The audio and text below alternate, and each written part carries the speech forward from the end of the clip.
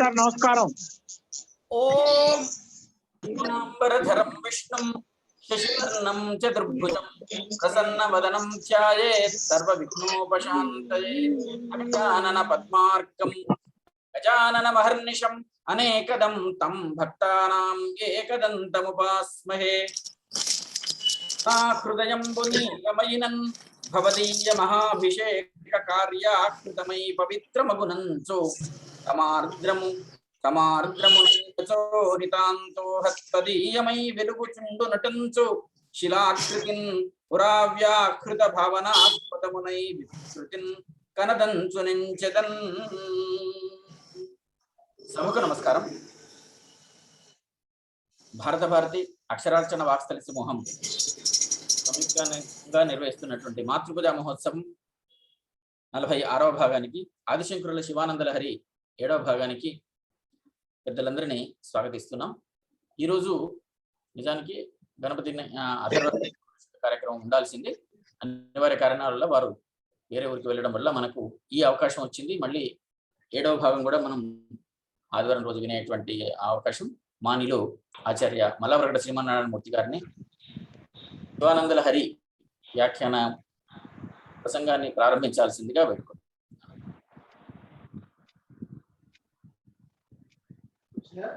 నమః శివాభ్యాం నవయౌవనాభ్యాం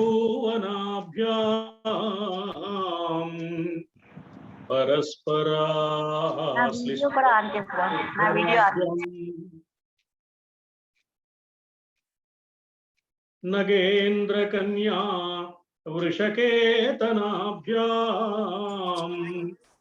నమో నమః శంకర పార్వతీభ్యాం. ఆది దంపతుల పాదార విందాలకు సభక్తికంగా సహస్రాధికంగా మునుముందుగా ప్రణామాలు సమర్పిస్తూ, భారతికి నిరంతరం అక్షరార్చన సాగిస్తున్న మాన్య మహోదయులు డాక్టర్ గిరిజా మనోహర్ బాబు గారు, శ్రీ కుందావచ్చల కృష్ణమూర్తి గారు, శ్రీ నారుమంచి వెంకట అనంతకృష్ణ గారు, శ్రీ పాలకుర్తి రామమూర్తి గారు తదితరులైన సాహితీ సహవ్రతులు, మహనీయులు ఎందరెందరో అందరికీ ముందుగా అభివాదాలు. భారతి సార్థకంగా సప్రమాణంగా నిసర్గ సుందరంగా నిర్వహిస్తున్న కార్యక్రమాల్లో భాగంగా ఈనాడు శివానంద లహరిలోని 7వ భాగాన్ని అందించే అవకాశం కలిగింది. శివానంద లహరిలోని శివభక్తి రసామృత వైభవాన్ని, శివభక్తి శాస్త్రంలోని మెలకువలను జగద్గురువులు ఎలా అందించారో ఆ విశేషాలను మీకు అందించడానికి వాహికగా పనిచేసే ప్రయత్నం చేస్తాను. నా వంతు సమర్పణగా ఈ గొంతును వినియోగించే ప్రయత్నం నేను చేస్తాను. ఆచార్యుల వారికి మీ అందరికీ మధ్యలో, ఆత్మీయులకు ఆచార్యులకు మధ్యలో నిలబడి శివానంద లహరిలోని కొన్ని విశేషాలను మననం చేసుకునే ప్రయత్నం చేద్దాం. శివానంద లహరిలో జగద్గురువులైన ఆదిశంకరులు 7వ శ్లోకంలో తన సమస్తమైన ఇంద్రియాలు, సహాయమైన మనస్సు, వాక్కు, చేతలు అన్నీ పరమేశ్వరార్పితం కావాలి అనే భావాన్ని వ్యక్తం చేశారు. మనః తే పాదాబ్జే వచః స్తోత్ర ఫణితౌ కరౌ అభ్యర్చాయాం చ శృతి అపి కథా ఆకర్ణన వితౌ బుద్ధి తవ ధ్యానే నయనయుగళం తవ మూర్తి విభవే నివసతు. ఇవన్నీ నీయందే ఉండుగాక. సర్వేంద్రియ సమర్పణం సర్వేశ్వరుడికి చెయ్యడమే యథార్థమైన భక్తి కాబట్టి అలా కోరుకున్నారు.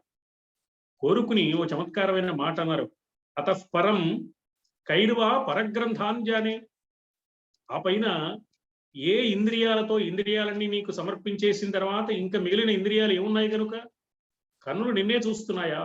చెవులు నీ కథలే వింటున్నాయా? చేతులు నీకే పూజ చేస్తున్నాయా? నాలుక నీ మాటలే, నీ కథలే, నీ స్తోత్రాలే, నీ మహిమలే ఉచ్చరిస్తోందా? నీ రూపాన్నే కన్నులు చూసే ప్రయత్నం చేస్తున్నాయా? బుద్ధి నిన్నే ధ్యానిస్తూ ఉన్నదా? ఇలా ఉండగా ఇంకా ఏ ఇంద్రియాలతో నీ సేవ కంటే భిన్నమైన అంశాలను నేను తెలుసుకుంటాను స్వామి. తెలుసుకునే అవకాశం ఎక్కడుంది? నువ్వే నిండిపోయి ఉన్నావు. భగవంతుడే సర్వేశ్వరుడు, సర్వస్వం అనే భావం భక్తుడికి ప్రధానమైన విషయమని ఆ శ్లోకంలో ఆదిశంకరులు తెలియచేశారు. అయితే ఈ విధమైన భక్తితో దైవాన్ని ఆరాధించే ప్రయత్నం చేసే సాధకుడికి కలిగే ఒక ఇబ్బంది ఉంది. ఎవరు దైవం? ఇది తేల్చుకోవడం కష్టం. శివుణ్ణే ఆరాధించాలి గాని అన్య దైవాలను ఆరాధించి ప్రయోజనం లేదు అంటున్నారు ఆదిశంకరుడు. ఇక్కడ అర్థం రాముణ్ణో కృష్ణుణ్ణో విష్ణువునో పూజిస్తే ఉపయోగం లేదు అని మాత్రం కాదు. ఆదిశంకరులు ఒక్కనాటికి అలా చెప్పరు. దైవాన్ని తప్ప దైవం పేరుతో ఇతరులను ఆశ్రయించడం, ఆరాధించడం ప్రయోజనం లేని పని. వాళ్ళ వీధికి ఒక దైవం, వాడకొక గురువు వెలసి ఉన్నారు. వాళ్ళు తామే గురువులమని చెప్పుకుంటారు, తామే దైవాలమని ప్రకటించుకుంటారు, తాము ప్రకటించుకుంటారు, తమ అనుయాయుల చేత ప్రకటింప చేస్తారు.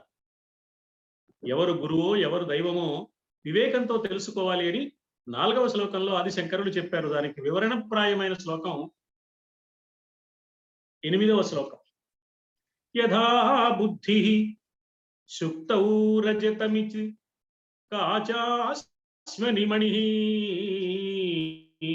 జలే పైష్టం క్షీరం జలే పైష్టం క్షీరం భవతి మృగతృష్ణాసు సలిలం జలే పైష్టం క్షీరం భవతి మృగతృష్ణాసు సలిలం తథా దేవ భ్రాంత్యా భజతి దేవభ్రాంత్యా భజతి భవదన్యం జడజనః మహాదేవ ఈశం త్వాం మనసి చ నమత్వా పశుపతే. మహాదేవా, ఓ పశుపతి, జడజనః, జడప్రాయమైన బుద్ధి కలిగిన మానవుడు ఏం చేస్తూ ఉంటాడంటే అతని బుద్ధిలో చైతన్యం ఉండదు, సరి అయిన ఆలోచన ఉండదు, ఏది కావాలి ఏది మంచి సదసద్ వివేక చతురత ఉండదు, యుక్తాయుక్త విచక్షణ జ్ఞానం ఉండదు. తాత్కాలికమైన ప్రలోభాలకు లొంగిపోయి ఆకర్షణలకు భ్రాంతిపడి దైవం కాని వారిని దైవమని వారి వెంట పడుతూ ఉంటాడు. జడజనః త్వాం మనసి చ నమత్వా. దైవాన్ని ఎక్కడ తెలుసుకోవాలి? కళ్ళతో చూసే రూపంగా కాదు. రూపంతో కనిపిస్తే దేవుడు సాక్షాత్కరించాడు అంటే ఆ రూపంతో కనపడాలని కాదు. ఏరా కనపడాలి కనపడాలి అనుకున్న తర్వాత అలా కనపడితే దేవుడే వచ్చాడా, ఎవరైనా నాటకం నుంచి పారిపోయి వచ్చాడా అని అనుమానం కూడా వస్తుంది. దైవాన్ని చూడవలసింది హృదయ నేత్రంలో, అంతర్నేత్రంలో చూడాలి, మనోనేత్రంతో దర్శించాలి. అందుకని దైవమైన నిన్ను మనసిచ నమత్వా, మనస్సులో తెలుసుకోలేక దైవం కాని వారిని దైవం అని భ్రాంతి పడుతున్నారు. అది ఎలా ఉంటుంది అంటే కొన్ని పోలికలు చెప్పారు. శుక్తౌ రజతమితి కాచాస్మని మణి ఇతి పైష్టే జలే పైష్టి జలే క్షీరమితి మృగతృష్ణాసు సలిలమితి బుద్ధి యదా యథా భవతి తథా భవదన్యం దేవభ్రాంత్యా భజతి మహాదేవ పశుపతే. ఓ మహాదేవా, ఓ పశుపతి, అందరికీ అధిపతివి నువ్వైతే అలాంటి నిన్ను మనస్సులో గుర్తించలేక జడులైన జనులు అజ్ఞానం కారణంగా ఇతరులను దైవమని భ్రాంతిపడి నష్టపోతున్నారయ్యా. అసలేదో నకిలీ ఏదో తెలియక నకిలీలనే అసలు అనుకొని నష్టపోతున్నారు, మోసపోతున్నారు. ముత్యపు చిప్పలోని నీటి బిందువుని వెండి అని భ్రాంతి పడతారు. యథా బుద్ధి శుక్తౌ రజతమితి. శుక్తి అంటే ముత్యపు చిప్ప. ముత్యపు చిప్పలో ఉన్న నీటి చుక్క వెండిలా మెరుస్తూ ఉంటుంది తెల్లగా, అది వెండి కాదు నిజానికి. అలాగే కాచాస్మని, గాజు రాతి ముక్క, దాన్ని మణిహి, అది సూర్యకాంతి పడగానే మెలమెల మెలమెల మెరుస్తూ ఉంటుంది తెల్లగా. ఇదేదో మణి కాబోలు అనుకోకూడదు, వజ్రంలా అనిపిస్తూ ఉంటుంది, భ్రాంతిని కలిగిస్తుంది. కాచాస్మని మణిహి శుక్తౌ రజతమితి కాచాస్మని మణిహి జలే పైష్టే క్షీరం. పిండి కలిపిన నీళ్లను పాలు అనుకుంటున్నారు. మృగతృష్ణాసు సలిలం. ఎండమావుల్లో నీళ్లున్నాయని భ్రాంతిపడి ఎండమావుల్ని చూసి నీళ్లే అనుకుంటూ ఉంటారు.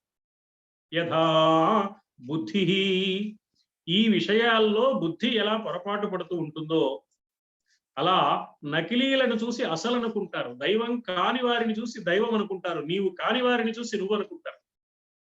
అనుకుంటే ఏమిటి నష్టం అంటే, అందుకోవలసిన ఆధ్యాత్మిక తత్వాన్ని, ఆనందాన్ని, కైవల్య పదాన్ని అందుకోవడానికి బదులుగా లౌకికమైన ఆకర్షణల వెంట, వ్యామోహాల వెంటపడి నష్టపోతూ ఉంటారు.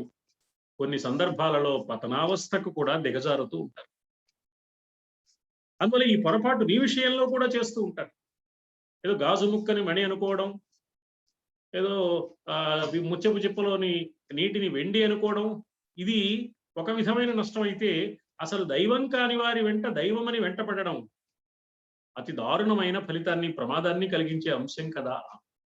అందువల్ల ఎందుకు కొరగాని వాళ్ళని, మంచి మార్గం చూపించలేని వాళ్ళని, ఆధ్యాత్మిక చింతన మనలో కలిగించలేని వారిని గురువులుగా భ్రాంతిపడి, దైవాలుగా భ్రాంతిపడి వాళ్ళని ఆశ్రయించడం, వాళ్ళు చేసే హంగామా చూసి నిజమేనేమో అనుకోవడం.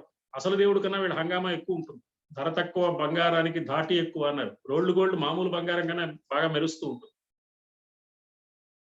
అందుకని అసలు దైవం కన్నా వీళ్ళు ఎక్కువ హడావుడి చేస్తుంటారు. పూర్వం కూడా ఇలాంటి దేవుళ్ళు ఉన్నారు. మనకి హరివంశంలో అతడు కనిపిస్తాడు. నేనే వాసుదేవుణ్ణి అంటాడు. పౌండరీక వాసుదేవుడు, పౌండ్రక వాసుదేవుడు వాడి పేరు. నేనే విష్ణుమూర్తిని అన్నాడు. అసలు విష్ణుమూర్తి ఎవడన్నాడు? ఆ విష్ణుమూర్తిని నేను ధిక్కరిస్తున్నాను, లెక్కలేదు నాకు అన్నాడు. ఎందుకు ఆ సన్నివేశం చూపించారు హరివంశంలో అంటే, రాబోయే కలియుగంలో మానవులు ఇలా భ్రాంతి పడే ప్రమాదం ఉన్నది సుమా. దైవం కాని వారిని చూసి దైవం అనుకునే ప్రమాదం ఉంది. ఈ శ్లోకాన్ని కొంచెం విచక్షణతో, వివేకంతో, జాగరూకతతో తెలుసుకోవాలి. ఎందుకంటే శివుణ్ణి కాక అన్య దైవాలను ఆశ్రయించటాన్ని ఆదిశంకరులు నిరసిస్తున్నారు, నిందిస్తున్నారు అనుకోవడం సరికాదు. ఒక్కనాటికి ఆయన అలా చెప్పరు.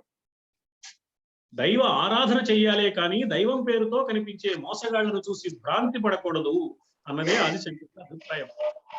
రకరకాల బలహీనతల వల్ల, అజ్ఞానం వల్ల, కోరికల వల్ల, ఏదో ఆశ వల్ల అతడేదో మేలు చేస్తాడేమో, ఇతడేదో ఉపయోగపడతాడేమో అని భ్రాంతి ఉంటుంది మానవులకు. కాళహస్తీశ్వర శతకంలో దూర్జటి మహాకవి అంటాడు, సావంకాలము చేరువౌటెరిగియున్ సాలింపగాలేక తన్ను ఏ వైద్యుండు చికిత్స బ్రోవగలడో. వ్యాధి ముదిరిపోయింది, ఇక మరణం అనివార్యం, మరణయాతన నిరంతరం అనుభవిస్తూ ఉన్నాడు. కానీ ఆశను చాలించుకోలేక ఇంకా ఏ వైద్యుడైనా బతికిస్తాడేమో, అతను చికిత్స చేస్తాడేమో, వైద్యుల్లో కూడా మోసగాళ్లు కొంతమంది బయలుదేరుతున్న కారణం చేత ఆ మాట అన్నాడు. దుర్జటి కాలం నాటికే ఉందన్నమాట వ్యవహారం. ఏ మందు రక్షించునో ఏ వేల్పుల్ కృపజూతురో ఎనుచు. ఇక్కడ ఏ వేల్పులు అంటే దైవం అనే పేరుతో ఎవరెవరో కనపడుతున్నాయి వాళ్ళందరినీ గురించి భ్రాంతి పడుతూ ఉంటాడు పాపం. నిన్ను ఇంతైన చింతింప, అసలు దైవానివి నువ్వు, ప్రభువు నువ్వు, ఈ సమస్త సృష్టికి అధీశ్వరుడివి నువ్వైతే నిన్ను ఇంతైన చింతింపడు మామూలు మానవుడు కదయ్యా. ఆ జీవశ్రాద్ధము చేసి కొన్నయతియున్ శ్రీ కాళహస్తీశ్వర. ఒక ప్రధానమైన సంస్థలో మనకు ప్రయోజనం కలగాలి, ఏదో ఇబ్బంది కలిగితే ఆ ఇబ్బంది తొలగిపోవాలి, మనకు అభివృద్ధి కావాలి, ఏమేమి కావాలంటే ఏం చేయాలి? సరాసరి యజమానిని కలుసుకోవాలి. కానీ వాళ్ళని వీళ్ళని కలుసుకుని ఆరాట పడితే, వాళ్లకు నివేదించుకుంటే ఏం ప్రయోజనం? అసలు యజమానిని కలుసుకుని తన గోడు చెప్పుకుని రక్షణ పొందడం తెలివైన పని కదా.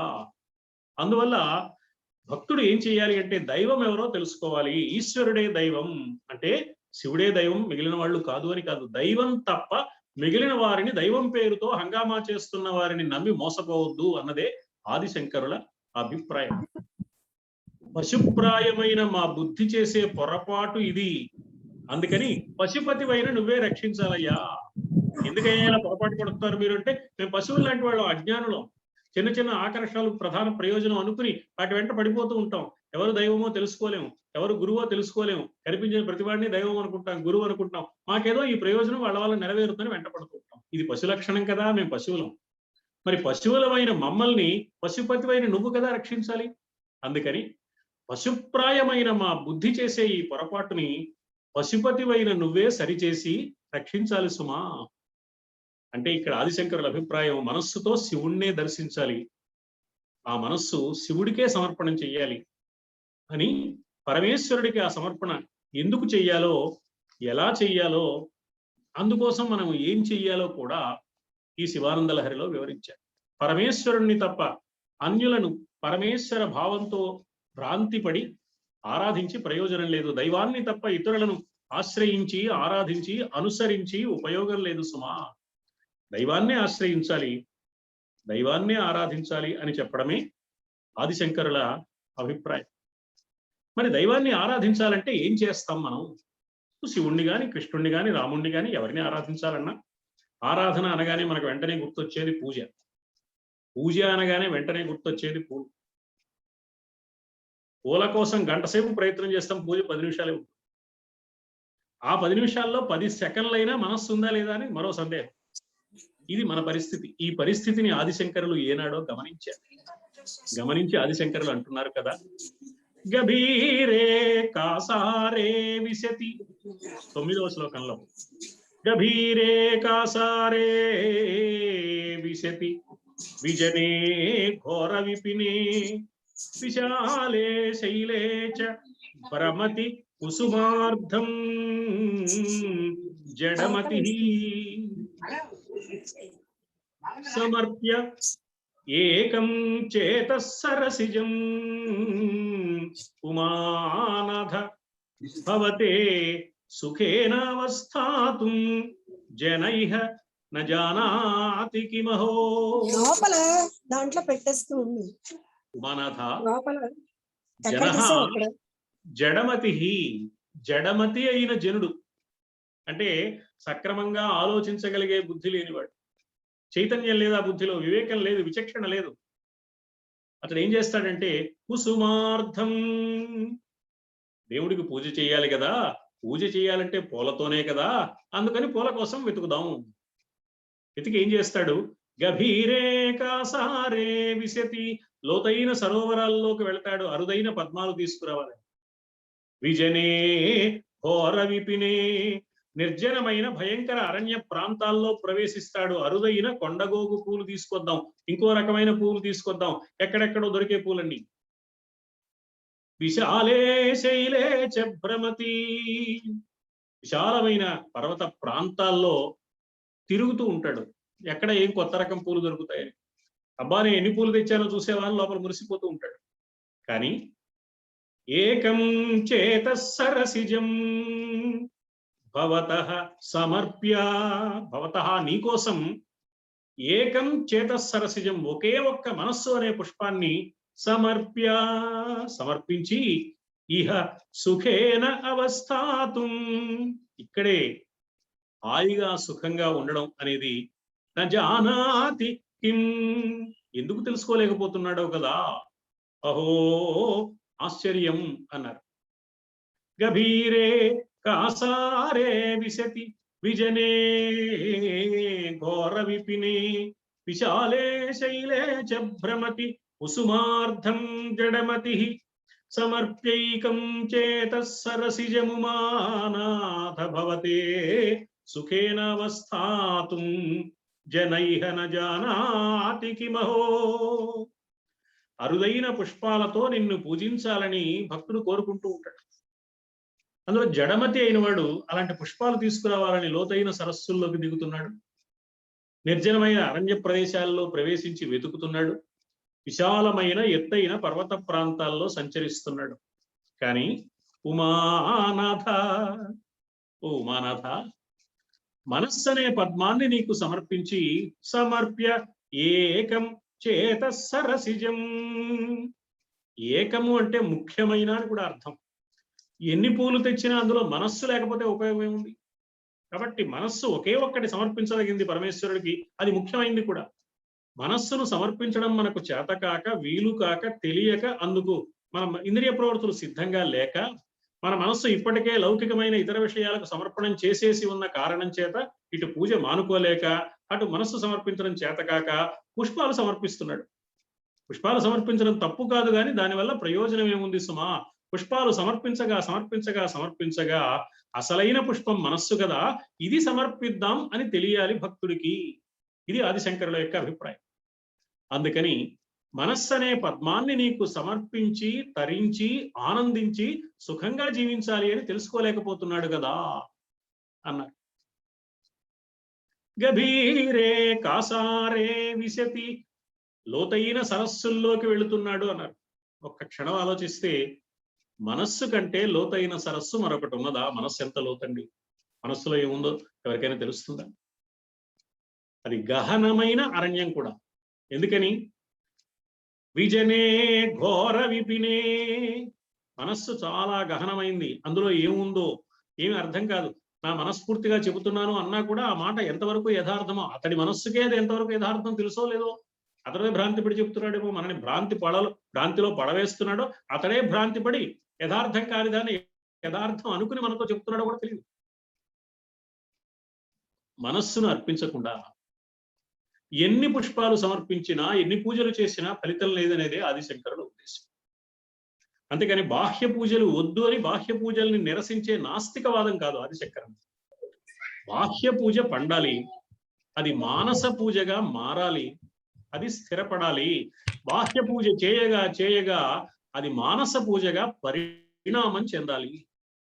మనస్సులో పూజ జరగాలి, బాహ్యంగా పూజ చేయటం కాక. ఈ బాహ్యంగా చేసే పూజ పనికిరానిది కాదు, ఇది మానసిక పూజగా పరిణామం చెందడానికి ఒక సోపానము సుమా. ఇది గుర్తించమంటున్నారు ఆదిశంకర్. ఎన్నాళ్ళైనా బాహ్య పూజతోనే సంతృప్తి పడిపోయి, అబ్బో ఈ సంవత్సరం ఎక్కువ పూలు తెచ్చామండి, ఎక్కడా దొరకని పుష్పాలన్నీ తెచ్చాం, బ్రహ్మాండంగా పూజ చేసేసామని సంతృప్తి పడిపోయేవాడు ఎన్నటికీ బాహ్య పూజలో నుంచి మానస పూజలోకి రాలేడు. బాహ్య పూజ మంచిదే, కానీ అక్కడ ఆగిపోతే కుదరదు. ఎక్కడికైనా వెళ్ళడానికి మనం వేళ ఆధునిక యుగంలో లిఫ్ట్ ఎక్కుతాం. 18 అంతస్తులు 20 అంతస్తులు ఉన్న భవనంలో మన మిత్రుని ఎవరినో 18 అంతస్తులు కలుసుకోవాలి. లిఫ్ట్ ఎక్కాం, మెట్లు ఎక్కలేం కాబట్టి.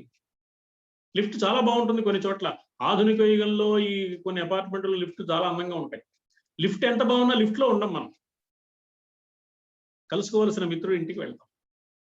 ఈ పూజలో సమర్పించే పుష్పాలు కానీ పూజా విధానం కానీ ఒక లిఫ్ట్ లాంటిది. మనం చేరవలసింది దైవాన్ని చేరవలసింది వ్యక్తి కాదు, మనస్సు.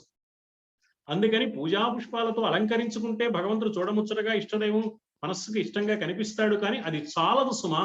అక్కడ ఆగిపోతే ప్రయోజనం లేదు. బాహ్య పూజ పండి మానస పూజగా స్థిరపడాలి అంటారు ఆదిశంకర్. అందుకే శివమానస పూజ అని ప్రత్యేకంగా ఒక స్తోత్రమే రచన చేశారు. రత్నై కల్పితమాసనం హిమజలై స్నానం చ దివ్యాంబరం నానారత్న విభూషితం మృగమదామోదాంకితం చందనం జాజీ చంపక బిల్వపత్ర రచితం పుష్పం చ ధూపం తథా దీపం దేవ సమర్పితం దయానిధే దీపం దేవ దయానిధే.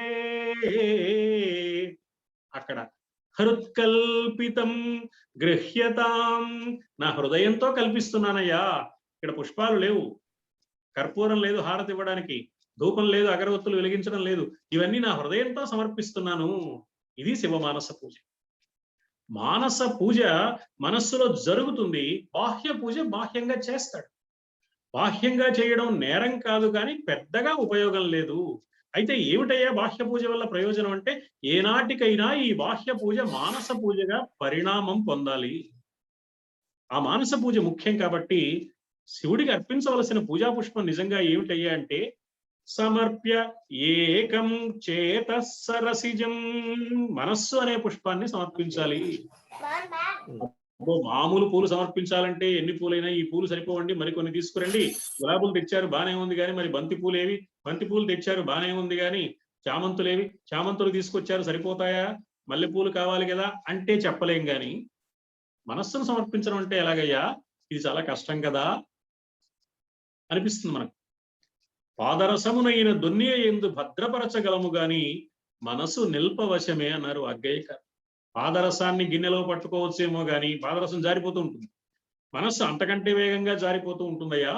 మనస్సు నిలపడం, ఆ నిలిపిన మనస్సు నీ యందు నిలపడం, ఇది అంత తేలికైన విషయమేనా అంటే, మనస్సును నిలపాలంటే ముందుగా ఆ మనస్సుకు నిలిచే లక్షణం రావాలి. నిలకడ. మనస్సు అంటేనే అటువైపు ఇటువైపు జారిపోతుంది. ముఖ్యంగా ఇంద్రియాల్లోకి ముందు జారిపోతుంది. ఇంద్రియాలు ఏ కోరికలు కోరుకుంటే ఆ కోరికల వెంట పరిగెత్తుతూ ఉంటుంది. కాబట్టి మనస్సును నిగ్రహించడం కష్టం కదా. లోగడ అనుకున్నాం మనం, తస్యాహం నిగ్రహం అని వాయోరివ సుదుష్కరం. కృష్ణ, గాలినైనా మూట కట్టొచ్చేమో గాని మనస్సును నిలపడం సాధ్యం కాదయ్యా అన్నాడు అర్జునుడు గీతలో. కృష్ణుడు, నిజమేనయ్యా, నువ్వు మహాబాహువే అయినా కూడా అసంశయం మహాబాహో మనో దుర్నిగ్రహం చలం. కానీ ఇది ప్రయత్న సాధ్యం తప్ప అసాధ్యం మాత్రం కాదు.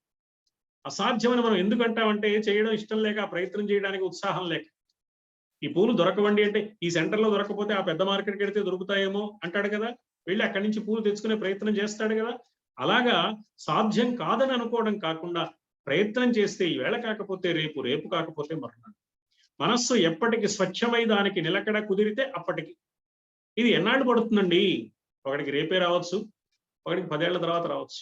ప్రయత్నం అంటూ చేస్తే, ఆ ఉద్దేశం ఉండి చేస్తే, ఆ లక్ష్యం ఉండి చేస్తే వస్తుంది. రామకృష్ణ పరమహంస ఈ విషయంలో చమత్కారమైన మాట అన్నారు. మనం గిన్నెని శుభ్రం చేస్తాం కదా, ఒక గిన్నె శుభ్రం చేయడానికి 2 నిమిషాలు పడుతుంది, ఓ గిన్నె శుభ్రం చేయడానికి 2 గంటలు పడుతుంది. ఎంత మసి దానికి అంటుకుంది అనే దాన్ని బట్టి ఉంటుంది అన్నారు ఆయన చమత్కారంగా. అంటే మనకు ఎంత ప్రాపంచిక విషయాలు మనస్సుకు పట్టాయో దాన్ని వదిలించుకోవడానికి అంత ఎక్కువ సమయం పడుతుంది. అంత ఎక్కువ నిష్ఠ కావాలి, అంత ఎక్కువ దీక్ష కావాలి, అంత ఎక్కువ శ్రద్ధ కావాలి, అంత ఎక్కువ ఏకాగ్రత కావాలి. అప్పుడు మనస్సుకు నిలకడ వచ్చి, నిలకడ కలిగిన ఆ మనస్సు దైవానికి సమర్పించడానికి సాధ్యం అవుతుంది. ఈ 2 అభ్యాస వైరాగ్యాలు లోగడగా అనుకున్నాం. అందుకని అభ్యాస వైరాగ్యాలతో మనస్సును దారిలోకి తెచ్చుకోవచ్చు అన్నారు గీతాచార్యులు. యథావాక్కుల అన్నమయ్య అనే కవి సర్వేశ్వర శతకం రాశాడు. దాని గురించి లోగడ అనుకున్నాం. ఆ సర్వేశ్వర శతకంలో దాదాపు శంకరులు చెప్పిన ఈ భావాన్ని ఆయన వ్యాఖ్యానించారు. భవదీయార్చన సేయుచో, స్వామి నిన్ను పూజించాలని అనుకున్నాను, మరి పూజా పుష్పాలు కావాలి కదా. ప్రథమ పుష్పంబు ఎన్న సత్యంబు, మొట్టమొదటి పుష్పం ఏమిటో తెలుసా? సత్యవాక్కు సుమా. సత్యవాక్కు అంటే నిజం చెప్పడం మాత్రమే కాదు, ఆడిన మాటకు కట్టుబడి ఉండడం సత్యం అంటే. ఒక మాట ఇచ్చామంటే దానికి కట్టుబడి ఉండాలి, ఇది సత్యం. భవదీయార్చన సేయుచో ప్రథమ పుష్పం వెన్న సత్యంబు, రెండవ పుష్పంబు దయాగుణంబు. సత్యం అనే పుష్పం తెచ్చుకోవయ్యా, దయ అనే పుష్పం తెచ్చుకోవయ్యా.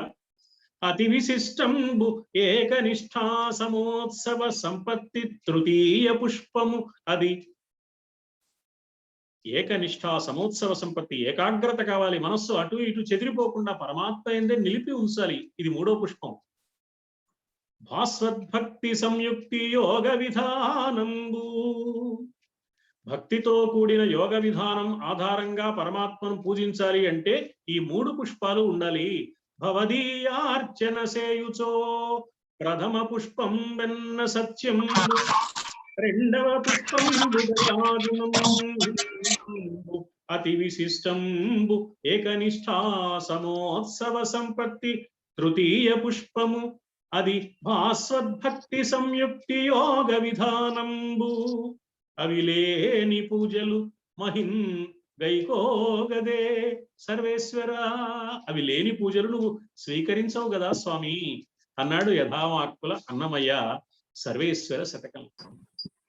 అసలు మన సంప్రదాయంలోనే ఒక గొప్ప మాట చెప్పాడు. దైవాన్ని ఆరాధించాలంటే ఏ ఏ పుష్పాలు కావాలి? మల్లెలు కావాలి, గులాబీలు కావాలి, జాజులు కావాలి, చేమంతులు కావాలి, మనం ఇలా అనుకుంటూ ఉంటాం. కానీ సంప్రదాయం ఏం చెప్పింది అంటే అహింస ప్రథమం పుష్పం. మొట్టమొదటి పుష్పం ఏమిటో తెలుసా ఓ భక్తుడా?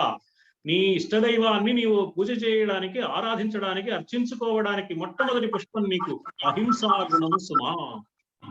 అహింస అంటే కేవలం వ్యక్తిని చంపడమే హింస కాదు. మాటల వల్ల, చేతల వల్ల, మన ఆలోచన విధానం వల్ల ఎదుటి వారికి ఏ విధమైన కష్టం మన కారణంగా కలిగినా, మన ప్రవర్తనలో, మన ఆలోచనలో, మన మాట తీరులో ఉన్న లోపం కారణంగా తెలిసి గాని తెలియక గాని ఎదుటి వారికి మన వల్ల కష్టం కలిగితే మనం హింస చేసినట్టే. దీన్ని సవరించుకోవాలి, సంస్కరించుకోవలసిన అవసరం ఉంది. అలా సంస్కరించుకున్నప్పుడు మాత్రమే నీవు సమర్పించే పూజా పుష్పాలు, మల్లెలు గాని జాజులు గాని పరమాత్మకు చేరతాయి. అందుకని అహింసా ప్రథమం పుష్పం. పుష్పం ఇంద్రియ నిగ్రహ. రెండో పుష్పం ఏమిటో తెలుసా? ఇంద్రియాలకు నిలకడతనం సంపాదించడం. ఇంద్రియాలు అటు ఇటు పరిగెత్తి పారిపోతుంటే నువ్వు ఎన్ని వేల పుష్పాలు తెచ్చి పూజిస్తే ఏం ప్రయోజనం అయ్యా? అందుకని పుష్పమింద్రియ నిగ్రహ సర్వభూత దయా పుష్పం. సర్వభూత దయ, భూతదయ చాలా ముఖ్యమైంది అన్నారు. నీ పాద కమల సేవయు నీ పాదార్చకులతోడి నెయ్యమును చెప్పి ఆగిపోలేదు. ఈ రెండు చాలవు. నితాంత అపార భూతదయయును, ఒట్టి భూతదయాన్ని ఊరుకోలేదు. నితాంత ఎడతెగని భూతదయ ఉండాలి. అపార, ఏదో కొంచెం దయ ఉందండి అంటే కుదరదు, అపారమైన దయ ఉండాలి. అందరూ ప్రాణుల మీద ఉండాలి. అందుకని భూతదయ అన్నారు. భూతములు అంటే ప్రాణులు, సమస్త ప్రాణుల మీద దయ. ఇక్కడ సర్వభూత దయా పుష్పం. ఆ తర్వాత మరో పుష్పం క్షమా పుష్పం. నేరం చేసిన వారి మీద కక్ష సాధించాలని కాక వారిని క్షమించగలిగే గుణం క్షమ అంటే. అంతేకాదు తనకొచ్చే కష్టాలను తట్టుకుని నిలబడగలగడం, ఒడిదుడుకుల్ని సహించగలగడం. క్షమా పుష్పం విశేషతః శాంతి పుష్పం తపః పుష్పం ధ్యాన పుష్పం తథైవ చ. అహింసా పుష్పం, ఇంద్రియ నిగ్రహ పుష్పం, సర్వభూత దయా పుష్పం, క్షమా పుష్పం, శాంతి పుష్పం, తపః పుష్పం, ధ్యాన పుష్పం. ఆ తర్వాత సత్యం అష్టవిధం పుష్పం. 8వ పుష్పం సత్యము సుమా. ఇవన్నీ విష్ణో ప్రీతికరం భవేత్. మనం మామూలుగా ఏమంటామంటే తుమ్మి పూలు ఈశ్వరుడికి ఇష్టం అండి, లేకపోతే ఈ ఫలానా పూలు విష్ణుమూర్తికి ఇష్టం అండి, ఈ ఫలానా పూలు ఆంజనేయ స్వామి ఎర్రని పూలు అయితే అమ్మవారికి ఇష్టం, పైగా పాటలు ఈ కుసుమ ప్రియ అన్నారు. ఇలా అనుకుంటూ ఉంటాం మనం. ఇవి వాటి అర్థాలు సంకేతాలు వేరుగా ఉన్నాయి. అది తెలుసుకోకుండా ఎర్రని పూలు అయితే అమ్మవారికి ఇష్టం, నీ మనస్సు వెర్రిగా ఆలోచనలు చేస్తూ ఎంత ఎర్రని పూలు పెట్టినా ఏం ప్రయోజనం లేదని అర్థం కాదు. అందుకని ఎర్రని పూలు అమ్మవారికి ఇష్టం అనే దానిలో అర్థం ఏమిటి? ఎర్రదనం సంకేతానికి, త్యాగానికి, ప్రేమకు, దయకు గుర్తు. అందుకని ఎర్రని పూలు అన్నారు. ఇట్లా సంకేత రూపంలో చెప్పారు. అందుకని ఆ సంకేతాలను విడగొట్టి చాలా స్పష్టంగా ఈ 8 గుణాలు నీకుంటే విష్ణుమూర్తి ఈ పుష్పాలు చూసి సంతోషిస్తాడయ్యా, ఈ పూజ స్వీకరిస్తాడు. విష్ణువైనా అంతే, శివుడైనా అంతే, దైవం. అసలు పుష్పము యొక్క లక్షణం ఏమిటి? మొదట మొగ్గగా ఉండి క్రమంగా విచ్చుకుంటుంది పుష్పం గాని పద్మం గాని. అందుకని నీ మనస్సనే పుష్పాన్ని, నీ మనస్సనే పద్మాన్ని చేత సరసిజం సమర్ప్య అన్నారు శంకరులు. దాన్ని సమర్పించాలంటే అది వికసించి ఉండాలి. అజ్ఞానంతో స్వార్థ సంకుచిత భావాలతో ముడుచుకుపోయిన మనస్సు పరిపూర్ణమైన పుష్పంగా, పద్మంగా వికాసాన్ని పొందాలి. అలా వికాసాన్ని పొందిన ఆ మనస్సు దైవానికి సమర్పించాలి అన్నది ఆదిశంకరుల అభిప్రాయం. సరగుణ పాదములకు స్వాంతమును సరోజమును సమర్పణము చేయువారు. సరగుణ పాదములకు స్వాంతమును సరోజమును సమర్పణము చేయువారు ఎందరో మహానుభావులు అన్నారు త్యాగరాజ స్వామి వారు. సరిగ్గా చేతస్సరసిజం సమర్ప్య ఏకం చేతస్సరసిజం అనే మాట త్యాగరాజ స్వామి మరో పద్ధతిలో చెప్పారు అనిపిస్తుంది. ఇక్కడ ఆదిశంకరులు అన్నది కూడా అదే మనస్సును శివుడికి సమర్పించాలి అంటే, నేను మనస్సును సమర్పించేశానండి, అందువల్ల మల్లెపూలతో పూజ చేయను, చామంతి పూలతో పూజ చేయను, అసలు ఏ పూజ అక్కర్లేదు, మహాబద్ధకంగా కాలక్షేపం చేస్తూ ఉంటారంటే వాడు భక్తుడు కాదు, బద్ధకస్తుడు అవుతాడు, భ్రష్టుడు అవుతాడు. బాహ్య పూజ మానమని శంకరుల ఉద్దేశం కాదు. బాహ్య పూజ నుంచి మన మానసిక పూజకి ఎదగాలి అన్నది శంకరుల అభిప్రాయం. అయితే ఈ శ్లోకం ఆధారంగా నేను మనస్సుతో పూజ చేస్తున్నానంటావు, బానే ఉంది. ఆ మనస్సు ఏది కావాలో చెప్తున్నారు. చేత సరసిజం, నీ మనస్సును సమర్పిస్తే అనలేదు, నీ మనస్సు అనే పద్మాన్ని సమర్పిస్తే. సమర్పించాలంటే ముందు మనస్సు పద్మం కావాలిగా. మనం ఏం చేస్తామంటే పూజా ద్రవ్యాలు, పూలు తీసుకొస్తే వాటిని పూజలో వినియోగించేటప్పుడు వాటిని శుభ్రం చేస్తాం, వాటికి ఏదైనా ధూళి అంటి ఉంటుంది అనే అభిప్రాయం. మరి మనస్సును పూజా పుష్పం చేసినప్పుడు దీన్ని కూడా శుభ్రం చేయాలి కదా. దీన్ని శుభ్రం చేయడానికి ఆగమోక్త ప్రకారమైన ప్రక్రియకు మంత్ర పుష్పం అని పేరు. దాత పురస్తాద్యముదాజహార అని ప్రారంభించి ఆలయాల్లో మనం వెళితే అర్చన జరిగే అంతా అయిపోయిన తర్వాత మన చేతికి 2 పుష్పాలు ఇచ్చి మనం హృదయం దగ్గర అలా పట్టుకుని ఆ మంత్రాన్ని వింటాం, వస్తే నోటితో అంటాం. దానిలో ఆంతర్యం ఏమిటంటే మనస్సునే పూజా పుష్పంగా మలచి పరమాత్మకు సమర్పించడం. మనస్సు పూజా పుష్పంగా సమర్పించినప్పుడు తప్ప అది పరమాత్మకు చేరదు. మనస్సును పూజా పుష్పంగా సమర్పించాలంటే ఆంజనేయుడు గుండె చీల్చి రామచంద్రమూర్తిని చూపించినట్లుగా మనం ఆ పని చేయలేం కాబట్టి ఆ మనస్సును పుష్పంలో ప్రవేశపెట్టి ఈ పుష్పాన్ని పరమేశ్వరుడి పాదాలకు సమర్పణం చేస్తున్నాం, రామచంద్రమూర్తి పాదాలకు సమర్పణం చేస్తున్నాం, వేణుగోపాలుడి పాదాలకు సమర్పణం చేస్తున్నాం, అమ్మ పాదాలకు సమర్పణం చేస్తున్నాం. అందుకని మంత్రపుష్పం ఏం చేస్తోంది అంటే మనస్సును పుష్పంగా చేస్తోంది. అందుకని మన పద్మాన్ని సమర్పించాలి, మనస్సు పద్మం కావాలి. చేతస్సరసిజం, బాహ్య పూజ కాదండి, మానసిక పూజ ముఖ్యం, బాగానే ఉంది. కానీ ఈ మానసిక పూజలో గుర్తించవలసింది ఏమిటో తెలుసా? నీ మనస్సు సరసిజం అయిందా లేదా? రెండు విషయాలు. మొదట మనస్సు సరసిజం కావాలి, రెండు ఆ మనస్సు దైవానికి సమర్పించాలి. రెండు పనులు ఉన్నాయి. మొదటి పని మనస్సు సరసిజం కావాలిగా, పద్మం కావాలి కదా. పద్మానికి ఒక లక్షణం ఉంటుంది, పద్మం చాలా సుకుమారంగా ఉంటుంది. భక్తుడి మనస్సు కూడా సున్నితంగా ఉండాలి. కఠినమైన మనస్సు ఉన్నవాడు దైవాన్ని ఆరాధించడానికి అర్హుడు కాదు. అలాగే పద్మం చక్కగా వికసించి ఉంటుంది. ఈ మనస్సు కూడా సంకుచిత భావాలు లేకుండా విశాలంగా ఉండాలి. పద్మం సుగంధభరితంగా ఉంటుంది, అందులో దుర్వాసనలు ఉండవు. మనస్సులో కూడా విషయవాసనల మాలిన్యం లేకుండా ఉండాలి. సద్వాసన శోభితం అంటారు ఆదిశంకరులు, సద్వాసన శోభితం కావాలి మనస్సు.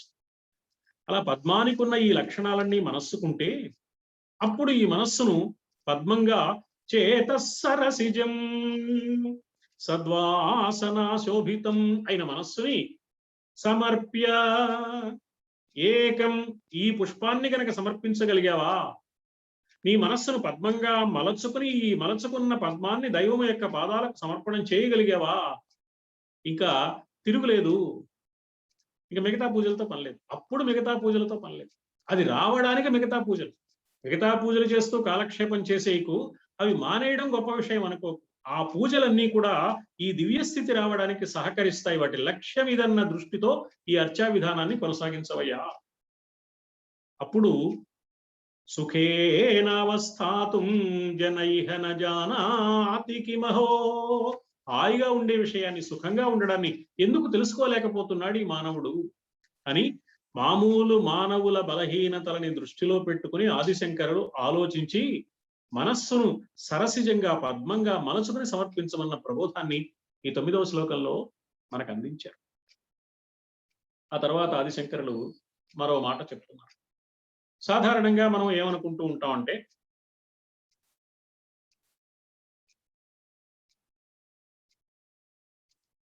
పశువుల కన్నా, పక్షుల కన్నా, క్రిముల కన్నా, కీటకాల కన్నా మానవుడు చాలా గొప్పవాడు.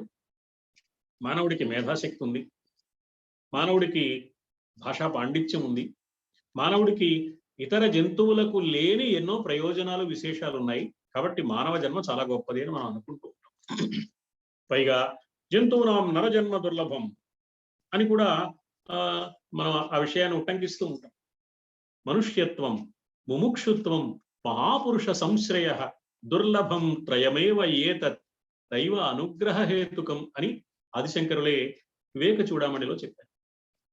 అందులో మొట్టమొదటిది మనుష్యత్వం. మానవుడుగా పుట్టడం దైవానుగ్రహం వల్ల జరిగింది సుమా.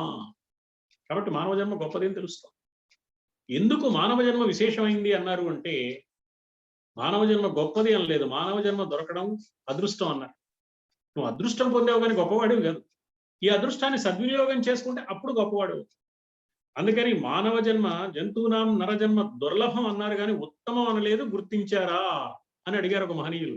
చాలా అద్భుతమైన మాట, పెద్దలు చెప్పిన మాట. ఈ దుర్లభమైన మానవ జన్మని ఉత్తమం చేసుకోవాలి మనం, లేకపోతే ప్రయోజనం లేదు. ఉత్తమం చేసుకోగలిగితే మానవ జన్మ అక్కర్లేదు, ఏ జన్మైనా పర్వాలేదు. ఎందుకు చెప్పారంటే సంప్రదాయంలో ఈ మాట క్రిములైనా, కీటకాలైనా, పశువులైనా, పక్షులైనా ఆ జన్మలో చేసిన సాధన ఫలించి మానవుడిగా పుట్టి మానవ జన్మలో మోక్షాన్ని పొందుతారు అని చెప్పారు. ఆ జన్మలో చేసిన సాధన మానవత్వానికి దారితీస్తుంది. మరి మానవ జన్మలో సాధన చేయకపోతే ప్రయోజనం లేదు. అందుకని సాధన చేయడమే ముఖ్యం కానీ, దైవాన్ని మనస్సులో నిలుపుకోవడమే ముఖ్యం కానీ, ఏ జన్మ అనేది ముఖ్యం కాదు అని చెప్తున్నారు ఆదిశంకరులు 10వ శ్లోకంలో. నరత్వం దేవత్వం నగ వన మృగత్వం, నరత్వం దేవత్వం నగ వన మృగత్వం మశకత పశుత్వం కీటత్వం భవతు విహగత్వాది జననం నరత్వం. నేను మానవుడిగా పుట్టాను. మానవుడిగా పుట్టకపోతే దేవత్వం, అసలు నాకు దివ్యత్వమే వచ్చింది, నేను దేవుణ్ణి, దేవతా వర్గాల్లో ఉన్నాను నేను. నగ, నేను ఒక పెద్ద కొండగా పుట్టాను. వన, అడవిగా ఉన్నాను. మృగత్వం, మృగాన్ని నేను. మశకత, చిన్న దోమని నేను. పశుత్వం, పశువుని, ఏ తెలివితేటలు లేవు. కీటత్వం, చిన్న క్రిమిని నేను. భవతు, అయితే కావచ్చు కాక. ఇంకో మాట చెప్పారు, విహగత్వాది జననం భవతు, పక్షిగా పుట్టచ్చు. సదా తత్పాదాబ్జ స్మరణ పరమానందలహరీ విహారాసక్తం చేత్ హృదయమిహ కిం తేన వపుషా. నరత్వం, దేవత్వం, నగ, వన, మృగత్వం, మశకత, పశుత్వం, కీటత్వం, విహగత్వాది జననం భవతు. 9 రకాల జన్మలు చెప్పి ఇంకా ఇలాంటి జన్మల్లో ఏ జన్మైనా వస్తే ఓ రావచ్చుగాక. హృదయమిహ సదా త్వత్పాదాబ్జ స్మరణ పరమానందలహరీ విహార ఆసక్తం భవతి చేత్. హృదయం ఎలా ఉండాలి అంటే సదా, నిరంతరము. ఓ గంట సేపు చేసామండి పూజ, అబ్బో ఇవాళ 3 గంటలు చేసామంటే ఉపయోగం లేదు. సదా త్వత్పాదాబ్జ స్మరణ పరమ ఆనందలహరీ విహార ఆసక్తం. అది ఎలా ఉండాలి? పరమ ఆనందాన్ని అనుభవిస్తూ చేయాలి. ఏమిటో ఇవాళ పెద్ద పూజ అనుకున్నాం, చాలాసేపు పడుతుంది, ఎప్పటికి పూర్తవుతుందో అనుకుంటే ఆ పూజ చేయకుండా ఉండడమే మంచిది. ఆ పూజ చేసి ఉపయోగం లేదు. పూజ చేస్తున్నంతసేపు పరవశించిపోయి హృదయం అంతా పరమేశ్వర అర్పితం అయినప్పుడు మాత్రమే అది పూజ అవుతుంది. లేకపోతే కాలక్షేపం అవుతుంది, లోకవంచన కూడా అవుతుంది. దానివల్ల ఉపయోగం ఏముంది? శ్రమపడడం తప్ప. అందుకని త్వత్పాదాబ్జ స్మరణ, నీ పాద పద్మాలను స్మరించడం. అది ఎలా ఉండాలి? పరమానందలహరి. మనకి ఇష్టమైన వాళ్ళని నిరంతరం తలుచుకుంటూ ఉంటే ఎంత ఆనందం కలుగుతుందో, పరమాత్మే ఇష్ట దైవమై పరమాత్మని గురించి నిరంతరము తలుచుకోవడం ద్వారా అంత పరమమైన ఆనందం. అది, దాన్ని మించిన ఆనందం మరొకటి లేదు. అది ఒక మహాప్రవాహం, అది శివానందలహరి. ఆ శివానందలహరిలో మునకలు వేస్తూ ఉండాలి మనస్సు నిరంతరం.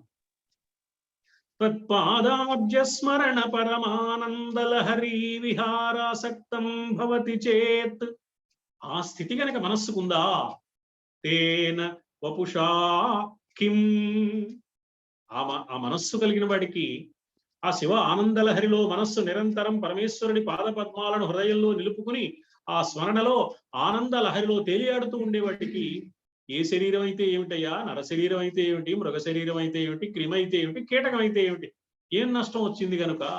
అలా కానప్పుడు మానవుడై పుడితే ఏం ఒరిగింది కనుక?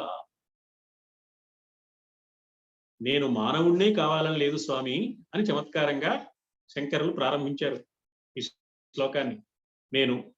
నాకు నరత్వం ఉన్నా, దేవత్వం ఉన్నా, కొండగా పుట్టిన, అడవిగా పుట్టిన, అడవిలో కొండల మీద తిరిగే మృగంగా పుట్టినా ఏమీ అభ్యంతరం లేదు. పశు పక్ష్యాదుల్లో కానీ, క్రిమి కీటకాదుల్లో కానీ నువ్వు ఏ జన్మ నాకు ఇచ్చినా ఒకటే. ఎందుకంటే స్వామి, నిరంతరము నీ పాద పద్మాలను స్మరిస్తూ ఆ పరమ ఆనందరస ప్రవాహంలో విహరించే ఆసక్తి కలిగిన హృదయం కావాలి. అది ముఖ్యం సుమా. ఏ జన్మైతేనేం, ఏ శరీరం అయితేనేం. ఏ వేదంబు పఠించెలూత భుజగం వేశాస్త్రములు సూచె తానే విద్యాభ్యసనంబు నర్చకరి చెంచు ఏ మంత్రమూహించే. సాలెపురుగు ఏం చదువుకుందయ్యా నిన్ను ఆరాధించాలని ఎలా తెలుసుకుంది? భుజగంబు ఏ శాస్త్రములు చూసే, విషసర్పం అని మనం అనుకునే పాము నిన్ను ఎంత సేవ చేసింది నీకు? తానే విద్యాభ్యసనంబు నర్చకరి, మదపుటేనుగు అంటాం, కానీ మదమంతా వదిలిపెట్టి ముదంతో నీకెంత సేవ చేసింది ఆ ఏనుగు? చెంసు ఏ మంత్రమూహించే, నాగరికుడుగా కనిపించని ఆటవికుడుగా కనిపించే తిన్నడు కన్ను సమర్పించడానికి, తన సర్వస్వాన్ని సమర్పించడానికి సిద్ధపడ్డా. ఎంత గొప్పవాడయ్యా! వారికి ఏమున్నది అంటే భక్తి ప్రధానం. నీకు సమర్పించాలనే మనస్సు ఉంది వారికి, నిరంతరము నీ స్మరణ చేసే మానసిక స్థితి ఉంది.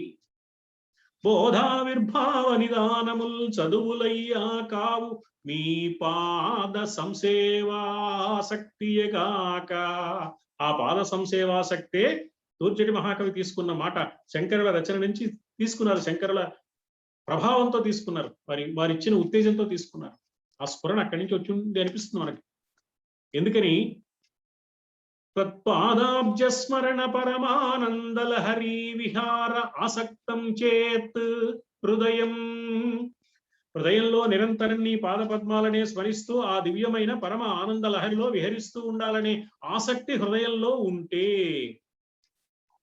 తేన వపుషాకిం, అప్పుడు ఏ శరీరం అయితే ఏమిటయ్యా అంటే అది కాకపోతే ఏ శరీరం అయినా ఏముంది అంటే, అవైతే మానవ జన్మే అక్కర్లేదు, ఏ జన్మైనా ప్రయోజనం అంటే అది కాకపోతే మానవ జన్మైనా పెద్దగా ఉపయోగం లేదు, నేను మానవుడిని అహంకరించడానికి పనికొస్తుందేమో కానీ. అందుకని భక్తే ప్రధానం, కానీ ఏ జన్మ వచ్చింది ఏ శరీరం వచ్చింది అనేది ఎంత మాత్రము ముఖ్యం కాదు సుమా. మానవ జన్మ గొప్పది అని అనుకోవాల్సిన పని లేదు అంటున్నారు ఆదిశంకర్. భక్తే ప్రధానం అంటున్నారు. జంతువునాం నరజన్మ దుర్లభం అన్నారు నిజమే, కానీ ఇక్కడ మనం గుర్తించవలసిన అంశం ఒకటి ఉంది. దుర్లభం అన్నారు కానీ ఉత్తమం అనలేదు అని గుర్తించాలి అని పెద్దలు అన్నారు. ఆ మాట నిజమే అనిపిస్తుంది. ఉత్తమ స్థితిని పొందడానికి అవకాశం ఎక్కువగా ఉంది ఈ నరజన్మ వల్ల, అందుకని దుర్లభం అన్నారు. భక్తి ప్రధానం, కానీ ఏ జన్మ వచ్చింది ఏ శరీరం వచ్చింది అనేది ముఖ్యం కాదు. ఈ స్థితి మనస్సుకు ఎప్పుడు వస్తుంది అప్పుడే ఆ జన్మ వల్ల అతడు తరించగలిగే అవకాశం ఉంటుంది. ఏ శరీరం అయినా కూడా దీంతో సంబంధం లేకుండా ఇలాంటి జన్మ నాకు వచ్చిందని అహంకరించడమో, ఇలాంటి జన్మ నాకు వచ్చిందని దైన్యమో పొందడం కాకుండా దీంతో సంబంధం లేకుండా హృదయాన్ని పరమాత్మకు సమర్పిస్తే, ఎందుకంటే ఏ శరీరం ధరించినా హృదయం ఒకటేగా. సాధ్యమవుతుంది అంటే దేహం అనే భ్రాంతి, దేహమే నేననే భ్రాంతి లేనప్పుడు, దేహమే నేను అనుకున్నప్పుడు అబ్బో నేను మానవ జన్మ ఎత్తాను, అయ్యో నేను క్రిమిగా పుట్టాను అనిపిస్తుంది. క్రిమి మానవుడు అనేది దేహానికి సంబంధించిన వ్యవహారం, దేహం నువ్వు అయితేగా. కాబట్టి దేహము నేననే భ్రాంతి లేనప్పుడు ఈ దివ్య స్థితి లభిస్తుంది. అందుకే సాలెపురుగు, పాము, ఏనుగు, ఆటవికుడు వీళ్ళందరూ తరించారు అనే మాట ఆదిశంకరులు ప్రేరణ ఆధారంగా దూర్జటి మహాకవి చెప్పారు. అందుకే యథావాక్కుల అన్నమయ్య కూడా సర్వేశ్వర శతకంలో ఒక మాట అంటాడు, మలినాంగుండగుటే మీ కష్టము. వాడు కొంచెం తక్కువ జాతి వాడండి, మానవుల్లో కూడా వాడు మాలిన్యంతో ఉంటాడు ఎప్పుడూను. అంటే నీకు వచ్చి నష్టం ఏముందయ్యా? మలినాంగుండగుటే మీ కష్టము మనోమార్గంబుని భక్తి నిర్మల సౌభాగ్య నిధాన దీపశిఖయై రంజిల్లదే. నీ యందు భక్తి కలిగి నిర్మలమైన సౌభాగ్యాన్ని పొందుతూ ఒక దీపశిఖలాగా మనస్సు పవిత్రంగా ఉంటే వాడి శరీరం ఎలా ఉంటే ఏం నష్టం అయ్యా? భూషణోజ్వల దేహుండగుటేమి. ఆముక్తమాల్యదలో మాలదాసరి ఉంటాడు, అతడు దాసరి, తక్కువ కులం వాడు లోకం దృష్టిలో, కానీ ఎంత అపారమైన విష్ణుభక్తి పారమ్యం ఉంది.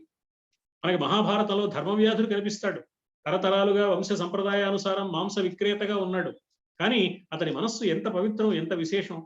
ఏమిటయ్యా నువ్వు సాధించింది అంటే, తల్లిదండ్రుల సేవ చేస్తానండి, తల్లిదండ్రులే సర్వస్వంగా భావిస్తాను, పెద్దల్ని గౌరవిస్తూ ఉంటాను, ఎప్పుడు అసత్యం పలకను, ఇతరుల్లో దోషాలెన్నను, అసూయ కలిగి ఉండను అని వినయము విస్తరిల్ల గురు వృద్ధ జనాతిథి విప్రదేవతార్చనలు నరింతు సత్యమును శౌచమునే మరన్ ఈగి మన్ననం తనుపుదు భృత్య బంధుతతి తాల్మి వహింతు అసూయ జేయ ఎందును మది తృష్ణ సొంప పరదోష కథా విముఖుండనెప్పుడు.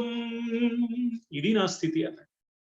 పరదోష కథా విముఖుండనెప్పుడు. నా మనస్సు ఎంతసేపు ధర్మం మీద, దైవ సేవ మీద, పెద్దల సేవ మీద ఉంటుంది, కానీ ఇతరమైన ఆలోచనలతో ఉండదు. ఇది ధర్మవ్యాధుడు చెప్పిన మాట. అందుకని నీ పాద పద్మాల చింతనలో మునిగి ఆ పరమ ఆనందాన్ని, ఆ రసప్రవాహంలో విహరించే ఆసక్తి ఉండాలే కానీ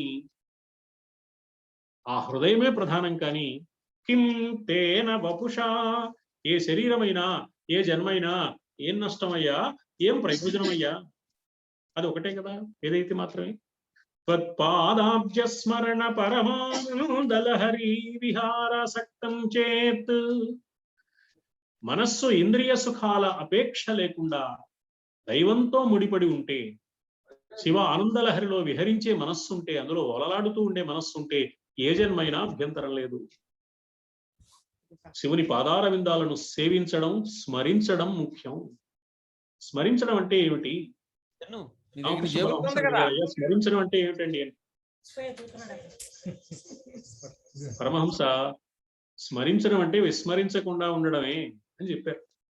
ఏదో కాసేపు స్మరణ చేసామండి అంటే కాదు, నామస్మరణ చేసాం, ఏదో పారాయణం చదివాం అంటే కాదు.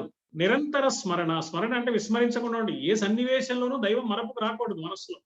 మిగతా పనులు జరుగుతూనే ఉంటాయి, లౌకికమైన పనుల్లా కనిపిస్తాయి అవన్నీ, కానీ అవన్నీ దైవ సంబంధమైన పనులే. ఆ స్మరణ విస్మరణ లేని స్మరణ కావాలి. ఎప్పుడు దైవ చింతన, ఇది ఎలా కుదురుతుంది గురువు గారు అనుకుని ఓ శిష్యుడు అడిగాడు రామకృష్ణ వంశీ, గురువు గారు ఎప్పుడూ దైవాన్ని స్మరిస్తూ ఉండాల్సిందేనా? అవునరా, ఎప్పుడు స్మరిస్తూ ఉండాల్సిందేనా?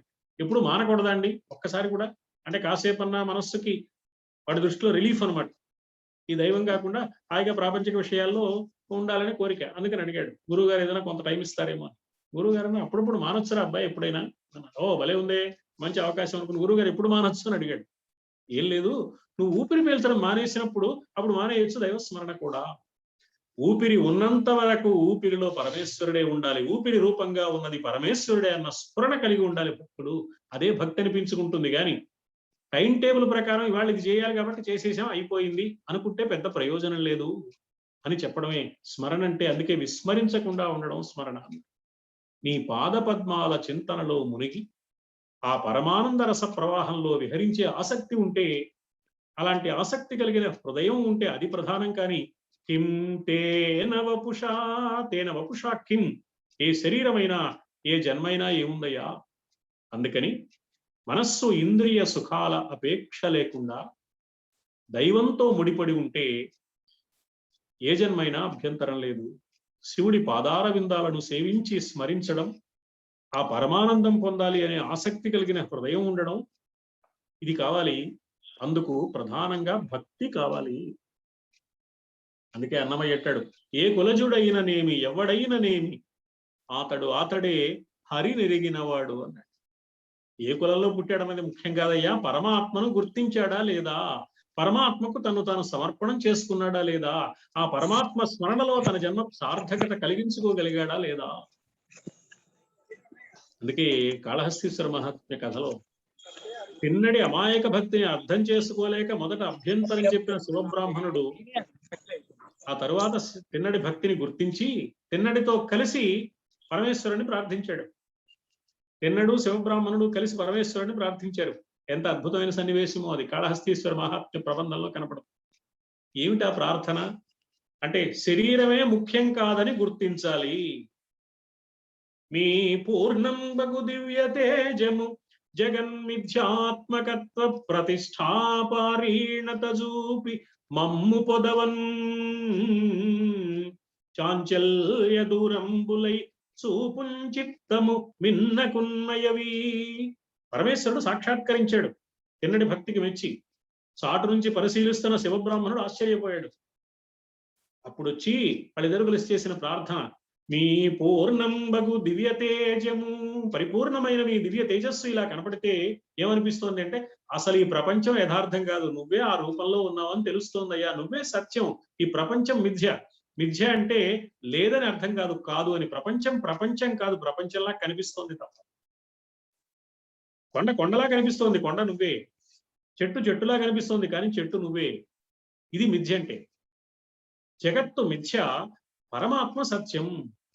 అందుకని మీ పూర్ణంబగు దివ్య తేజము, ఇది చూశాక మీ పరిపూర్ణమైన దివ్య తేజస్సుతో కూడిన ఈ రూపాన్ని సాక్షాత్కరింపజేసి నాకు ఆ దివ్య సాక్షాత్కారాన్ని మీరు అనుగ్రహించినప్పుడు స్వామి, జగత్తు మిథ్య అనే భావం మనస్సులో గట్టిగా దృఢపడుతోంది. ఈ ప్రపంచం వేరుగా లేదు, అంతా నువ్వే అనే విషయం తెలుస్తోంది. జగన్మిథ్యాత్మకత్వ ప్రతిష్టాపారీణత చూపి మమ్ము పొదవన్ చాంచల్య దూరంబులై చూపున్ చిత్తము మిన్నకున్నయవి. చాంచల్య దూరంబులై, చాంచల్యం ఎక్కువగా ఉండేది కన్ను అనే ఇంద్రియాన్ని.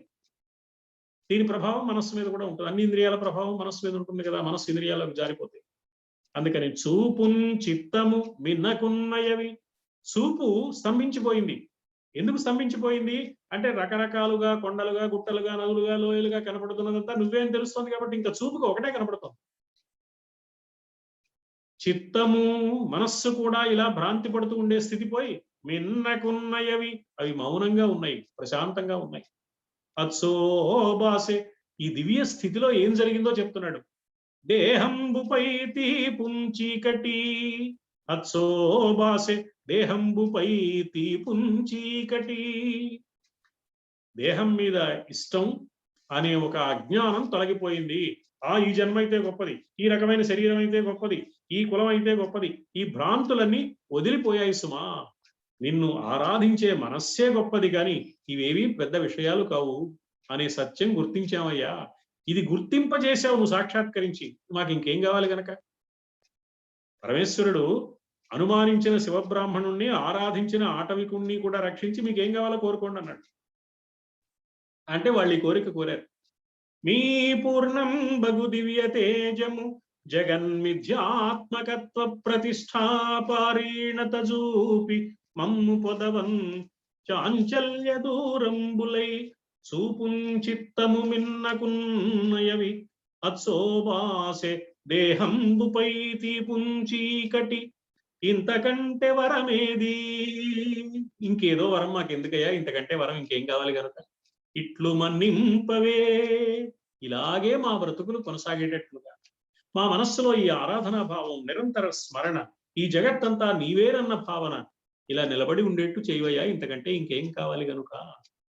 దేహంబుపై తీపున్ చీకటి తొలగిపోతే, హృదయంలో భక్తి స్థిరమైతే ఈ జన్మకు సార్థకత లభిస్తుంది కదా. అది ఏ జన్మైనా జన్మకు సార్థకత రావడం ముఖ్యం కానీ ఆ జన్మ గొప్పది కాదు. అందుకని ఏ శరీరం అయితే ఏమిటి, కిం తేన వపుషా. అందుకని నరత్వం దేవత్వం నగవన మృగత్వం మశకత అని ప్రారంభించి, ఏ శరీరమైనా అది ముఖ్యం కాదు సుమా, శరీరం కంటే కూడా హృదయమే ప్రధానము. నరత్వం దేవత్వం నగవన మృగత్వం మశకత పశుత్వం కీటత్వం భవతు విహగత్వాది జననం సదా తత్పాదాబ్జ స్మరణ పరమానందలహరీ విహార ఆసక్తం చేత్ హృదయమిహ. హృదయంలో ఈ ఆసక్తి గనక ఉంటే కిం తేన వపుషా, అప్పుడు ఏ శరీరం అయితే ఏమయ్యా, ఈ శరీరం అయితే ఒరిగిందేమిటి, ఆ శరీరం అయితే తరిగిందేమిటి. శరీరం ముఖ్యం కాదు, జన్మ ప్రధానం కాదు, మనస్సే ప్రధానం. ఎందుకంటే దైవాన్ని ఆరాధించాలంటే ఈ జన్మ అయితే విశేషం అండి అని మనం ఏదో అనుకుంటూ ఉంటాం. ఇది యథార్థం కాదు. ఆ జన్మ ఎక్కువ అవకాశాన్ని కలిగిస్తుంది తప్ప అంత మాత్రంతో పని తీరిపోలేదు. ఆ జన్మ వచ్చేసింది కాబట్టి ఇంకేం చేయక్కర్లేదు అనుకోవడం కానీ, ఆ జన్మ రాకపోతే మనం ఏం చేసినా ప్రయోజనం లేదనుకోవడం కానీ మన భ్రాంతి తప్ప, బలహీనత తప్ప యథార్థం కాదు అని స్పష్టం చేస్తున్నారు ఆదిశంకరులు ఈ శ్లోకం. ఇలాగే మనకింకా కొన్ని భ్రాంతులు ఉన్నాయి, ఆరాధనకు సంబంధించిన భ్రాంతులు.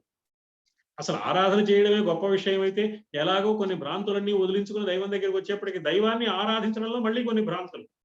ఆ భ్రాంతుల్లో ఒక భ్రాంతి ఏమిటి అంటే, ఏదో ఇంట్లో అయితే సాధన సక్రమంగా సాగదండి, ఏదైనా అరణ్యానికి వెళ్ళి ఓ గుహలో కూర్చుని, ఓ కొండ శిఖరం మీద కూర్చుని అక్కడ ఏదో చేస్తే, అదే ఓ సరోవరం మధ్యలో నిలబడి చేస్తే, ఓ పంచాగ్ని మధ్యంలో చేస్తే ఎక్కువ ప్రయోజనం కలుగుతుంది, గురి బాగా కుదురుతుంది.